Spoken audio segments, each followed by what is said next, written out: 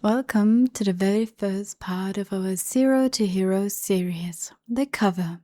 And as you can already see here in the thumbnail, the cover in this video is made from an old book. That means it's an altered book cover.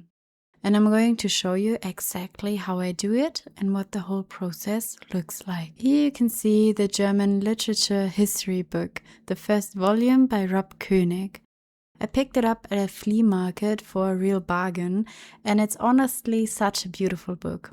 When we get to the signature section, I'll show you a bit more of the inside pages.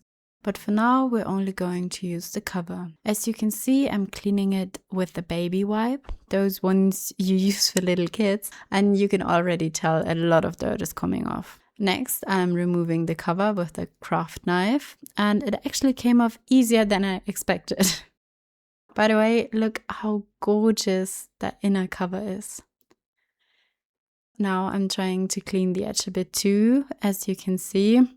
It's a bit, let's say, musty, but I eventually decided that it wasn't working as well as I had hoped, so I just cut off that part. So I'm placing my ruler on the edge and going over it again and again with the craft knife. And it took longer than I thought. Hard to believe because it's not even that thick.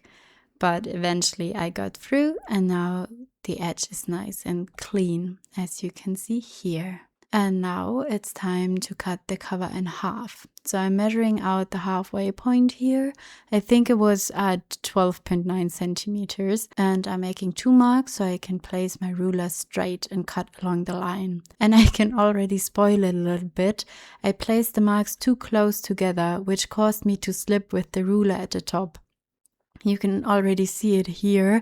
I end up cutting the whole thing crooked. Luckily, I noticed it early enough, so I was able to fix it by overgluing the cut. I'll show you more clearly on camera in a moment. And here I flip the cover over and I'm cutting from the opposite side. That makes it a bit easier. And here you can see it, I miscut. But it's not a big deal because later I'll, as I said, just glue some lace over that spot. And these are the 2 pieces for our cover. Now I'm thinking about whether I should reuse the original book spine, but no. As you can see here, it really doesn't look good anymore. So I decided against it and instead focused on the back cover of the book. I really like that. So I thought, perfect, that's what I'm going to use as my new spine. For this, I placed my journal cover on the back cover of the book, so I could get that right length for the spine. And that's what I marked here. And then I cut the spine to the correct width and checked whether it fit. So is it too wide? Is it too narrow? Because it's all about the look you want depending on how wide your book should open in the end. And here it's the same process again, just cut it out and this is what it looks like so far.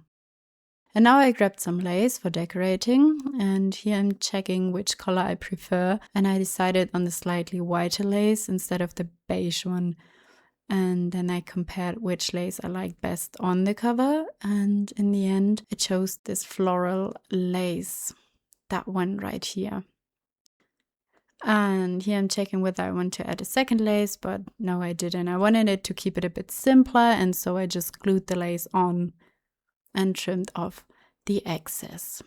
And then I felt like it wasn't grungy enough, so I went around the edges with distressed ink in Vintage Photo to give everything a bit more color and an aged look. And of course, also on the spine. And here I'm thinking about how to decorate the spine, and I tried these rose-colored paper clips, but I didn't like them at all. They just didn't look good together with the gold. And then I thought, okay, what if I go a bit over the top? But of course, I mean, the color didn't magically change, so that still didn't work. Which was a pity because I actually liked the look of it on the light green inner cover. But well, I mean, we can't change the color. So I dug out my bead box, and these antique gold beads immediately caught my eye. And I definitely wanted to use those. And then I just debated whether I should make a little dangle. So I've tried a few other beads, but none of them matched. So I sticked with the antique gold ones in the end. Then I thought about how I can attach the beads to the spine. So I threaded them on a piece of string, but that wasn't it either because I didn't like the thread because everything else looks nicely vintage and the thread kind of looked like way too new. So off they went again. And in the end, I decided to simply glue them on. And I was a bit worried if this holds or not, or if they will fall off later. I mean, they are just glued, but so far it turns out that they've been holding really, really well. And now I was thinking about how to decorate the inside cover and more importantly, how to attach the cover pieces to each other. They obviously need to be connected somehow, and I definitely want to cover everything with lace later. You saw that a moment ago.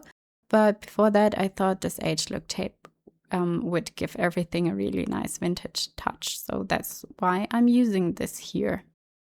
I reinforced it with some extra glue on both sides to make sure that it really holds well, and then I just applied the cover to the spine. And that was a bit fiddly because I still had the beads attached to the spine. So I had to maneuver everything around, and as you can see, that didn't really work. So I simply pulled off the beads, and that made it easier for myself because I could lay the book flat. And then I just attached it. I arranged everything a bit, smoothed it out, and after that I trimmed off the excess tape, and in the end I used the craft knife because the scissors just couldn't get close enough. But this is what it looks like now. This is how our 3 pieces are connected. And then I thought it looks a bit odd having such a harsh transition here, so I decided to cover the entire cover with tape. And I'm brushing it here with my alcohol marker to give it that nice vintage tone. And since doing that just on one side would look a bit strange, I did the same on the second half. You can see my hair popping into the frame because I had to lean in to place everything edge to edge correctly. Yeah, so I took this white tape and continued all the way to the end of the cover, and then I colored that as well. And after that, I had this lace fabric, and I absolutely loved how it looked on top, so I added that too. Same process, apply glue, press the lace down, and here I worked in sections. So first a quarter, then the next part, and then the next, until the whole piece was covered. And of course, trim off the excess at the end. And this is what the inside cover looks like. And this is the back cover. I glued the beads back on, and for now I leave it like this. I might add a few little details later when I'm decorating, but this is the basic version. Simple and easy, and this is how you can make a first cover. And as you saw, there is no sewing involved, nothing complicated, just gluing things together if you already have a nice book cover to start with. And of course, this isn't a tutorial where I cut cardboard from scratch and decorate everything from the ground up. But the principle is exactly the same. So if you want to make your cover completely from scratch without using an existing book cover, just cut out 3 pieces, front, back, and spine, from a heavier cardstock, and then you can decorate them and assemble them using the same method that I just showed. Instead of doing it the way I did with the tape, you can also use lace, fabric, or linen right from the beginning.